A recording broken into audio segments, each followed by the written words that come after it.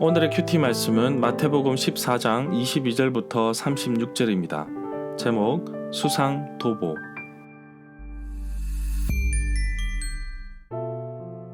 먼저 앞뒤 문맥을 살펴보겠습니다. 마태복음 13장은 씨에 관련된 여러가지 비유를 묶어두었습니다. 14장 초반에는 세례 요한이 헤롯에게 죽임을 당합니다.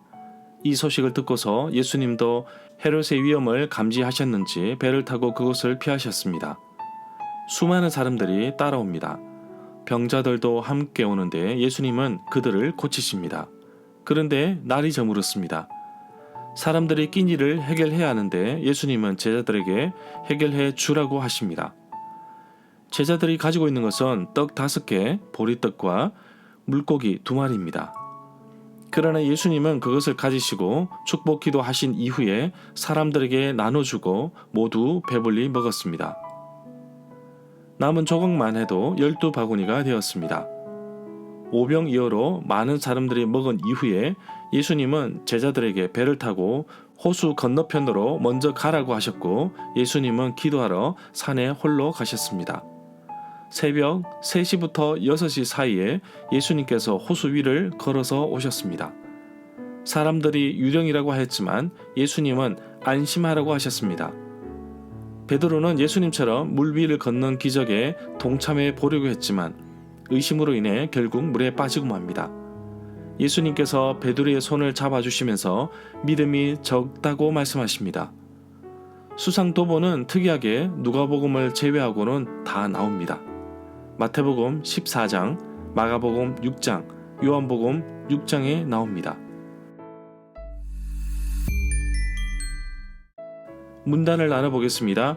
22절부터 23절은 홀로 피하시는 예수님, 24절부터 33절은 물 위를 걸으시는 예수님, 34절부터 36절은 게네사레에서 사역, 22절에 보면 무리들을 떠나 홀로 산에 가셔서 기도하는 장면은 마태복음 14장, 마가복음 6장, 요한복음 6장에도 나옵니다. 특별히 요한복음 6장 15절에서는 오병이어 사건 이후 사람들이 예수님을 억지로 임금으로 사버리는 줄 아시고 혼자 산으로 떠나셨다고 기록하고 있습니다. 23절에 보면 사람들을 보내신 뒤에 예수님께서는 따로 기도하러 산 위에 올라가셨습니다. 날이 저물었을 때까지 그곳에 홀로 계셨습니다. 제자들을 부르실 때에도 예수님은 산으로 가셔서 밤이 새도록 하나님께 기도하셨습니다. 예수님의 기도하는 생활은 복음서 여러 곳에서 발견할 수 있습니다. 24절에 보면 제자들이 탄 배가 육지에서 술이나 떠나 있다고 하였는데 다른 사본에서는 육지가 아니라 바다 가운데 있다고 하였습니다. 25절부터 26절에 보면 밤 사경은 새벽 3시부터 6시 사이입니다. 바다는 갈릴리 호수를 의미합니다. 제자들이 예수님께서 갈릴리 호수 바다 위로 걸어오시는 것을 보고 겁에 질려 유령이다 라고 소리를 질렀습니다. 누가복음에서는 제자들이 놀라고 무서워하여 보는 것이 영으로 생각하였다고 말하고 있습니다. 27절부터 29절에 보면 예수님은 두려워하는 제자들에게 안심하라고 하셨는데 베드로는 예수님께 정말 주님이시라면 저에게 물 위로 걸어오라고 명령하라고 하였습니다. 그러자 예수님은 오라고 하셨고 베드로는 배에서 내려 물 위를 걸어 예수님께로 향하였습니다. 30절부터 31절에 보면 베드로는 거센 바람을 보자 겁이 났고 물에 빠지기 시작하자 살려달라고 소리를 질렀습니다. 마태복음에서는 마가복음과 달리 베드로가 물에 빠지는 장면이 있습니다.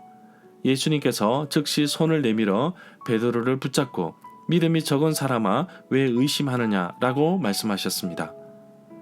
9절에서 예수님은 베드로에게 오라고 하셨습니다. 베드로는 예수님처럼 물 위를 걸을 수 있는 능력을 받았습니다. 그러나 31절에 보면 의심이라는 시험 때문에 쓰러지는 것을 볼 수 있습니다. 의심이라는 것은 끊임없이 주님과의 신뢰를 끊어버리게 합니다. 34절부터 36절에 보면 게네사레에서 병자들을 치유하는 내용은 마태복음 14장, 마가복음 6장에도 나옵니다. 예수님이 가시는 곳에서는 언제든지 소문이 나서 사람들이 몰려들었습니다. 각종 병에 걸려서 고통당하는 자들을 데리고 왔습니다. 병자들은 예수님의 옷깃이라도 손을 대게 해달라고 매달리며 간청하였습니다. 그리고 손을 댄 사람은 모두 병이 나았습니다. 12해 동안 혈루증 앓았던 여인도 예수님의 겉옷가를 만져서 나았습니다. 여기에서 옷가라는 것은 옷에 달린 술을 말합니다. 민수기 15장 38절부터 40절에 보면 이스라엘 사람들은 하나님의 계명, 말씀을 기억하기 위해 술을 달았습니다. 사각형 천으로 이루어진 겉옷의 네 기퉁이에 달았습니다. 그런데 바리새인들은 자신들이 율법을 열심히 지키는 자로 인정받기 위해서 옷에 달린 술을 크게 만들어 달았다고 합니다. 마태복음 23장 5절에 보면 옷술을 길게 하였다고 말씀하고 있습니다. 절마다 상세한 설명과 구절에서 그리고 핵심 내용과 중심 줄거리는 네이버 블로그에 올려져 있습니다. 내게 주시는 교훈입니다. 예수님은 혼자만의 시간이 필요하셨습니다. 수많은 무리들을 상대하기 위해 많은 에너지도 들었고 밀려드는 병자들을 돌보느라 기진할 정도였습니다. 그래서 사용한 것이 바로 배입니다. 배를 이용해서 갈릴리 호수 건너편으로 이동해서 쉼도 얻습니다. 그러나 23절에서는 예수님께서 홀로 기도하시는 장면이 나옵니다. 때로는 조용한 곳에서 하나님과 함께하는 시간도 필요합니다. 사역자, 직분자, 목회자라면 더더욱 필요하겠습니다.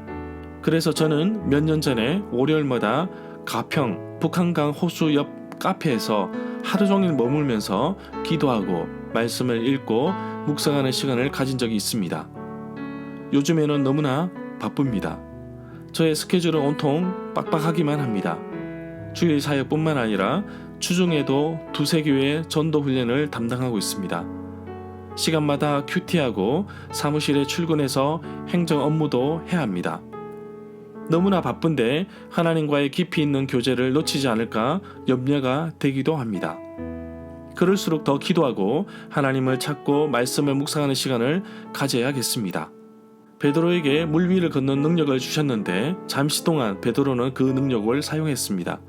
그러나 염려와 의심이 결국 베드로를 무너지게 했습니다. 하나님께서 내게 주신 믿음, 하나님께서 나에게 맡기신 사명, 하나님께서 내게 주신 말씀의 능력을 의심하지 않고 담대하게 사용하기를 원합니다. 혹 베드로처럼 실수하여 넘어지더라도 주님께서 붙잡아 주실 것을 믿고 다시 일어서겠습니다. 나는 작은 믿음을 가지고 있지만 예수님을 전적으로 신뢰하는 믿음인 것을 고백합니다. 오늘도 99% 신뢰가 아닌 예수님을 100% 신뢰하며 살아가는 믿음의 하루가 되기를 간절히 소망합니다.